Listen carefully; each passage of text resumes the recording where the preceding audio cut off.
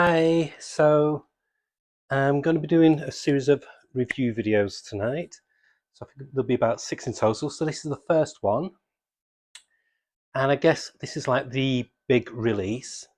And it's a Marvel comic. So, and it's got a cardstock cover, Marvel comic cardstock cover.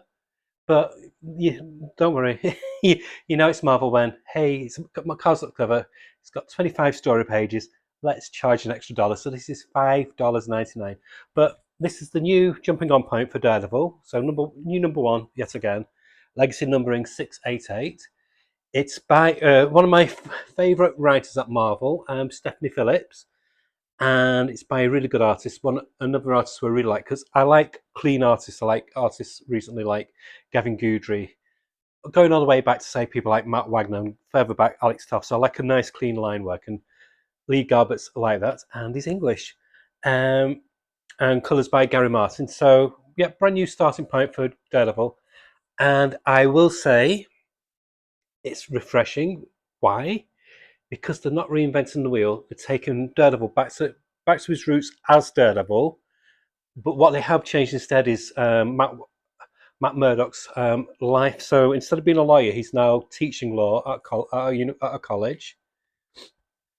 And there's a new villain who's been introduced.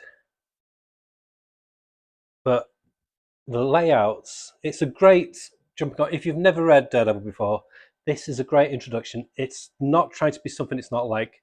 Unfortunately, was the case with the Saladin Ahmed run. So they got rid of all the bogus hokum spirituality bit and just going back to being a street level hero again. And it looks like they've cribbed a bit of the ideas from the recent Batman title with the layouts, like especially like the title page, which, hey, no problem getting influences from good comics.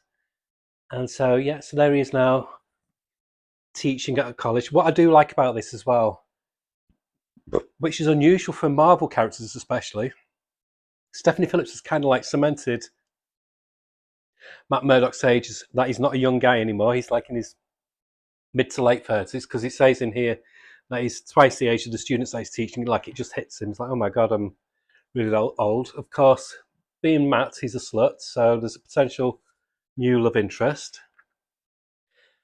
And so this just basically nicely sets up the groundwork, and it's not sluggish unlike the Punisher comic, what came out, where the miniseries was great, but the new title is so flabby and going nowhere. I got issue 2 and I've stopped it. It's Benjamin Percy. I normally love Benjamin Percy, but I've not got the foggiest what he's doing with that title, but that's by the by. This gets a mystery involved, so there's a murder mystery. There's another new character introduced, a lieutenant, sorry. We get introduced to one of Matt's old friends from his time at Law Academy. So it's nice seeing a friend who's not foggy. Great splash page there. And another great splash page there. So the art is beautiful. And what is encouraging for Marvel Comics especially, Stephanie Phillips was interviewed and she said that her and Lee Garbett have got the book plotted because they've had a lot of time to pre-plot the comic and get a number of issues under the belt. And I think she said that she's plotted all the way through to number 12 so far. So it might even break the 10-issue curse of Marvel. So very exciting, very interesting new mystery character. I really enjoyed this comic, and it feels great to say that about a Marvel comic. I've stopped. This is the only Marvel comic I'm getting now. Punish was the only one that I was carrying on with. I was getting Mortal 4 and I was enjoying it, but it's not worth $4.99 for 19 to 20 pages. This one, I think it could be. It landed on the final page, made me want to read more, and I've not shown you the final few pages because you need to read it for yourself. There's a lot of issues out. It's been ordered very heavily, so you can still get it. It only came out this week. And yeah, very, very interesting. I was going to say an interesting take on Daredevil. It's not an interesting take on Daredevil. It's an interesting take on Matt Murdock, but it's classic Daredevil. which is great.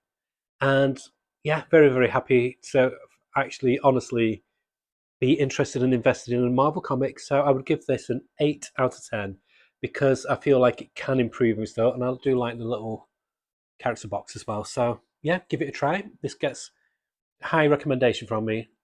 So the brand new Daredevil by Stephanie Phillips and Lee Garbett. It's nice to see a Marvel comic that I don't feel is just under the heavy editorship. It feels like there's much more freedom in this. Okay, bye.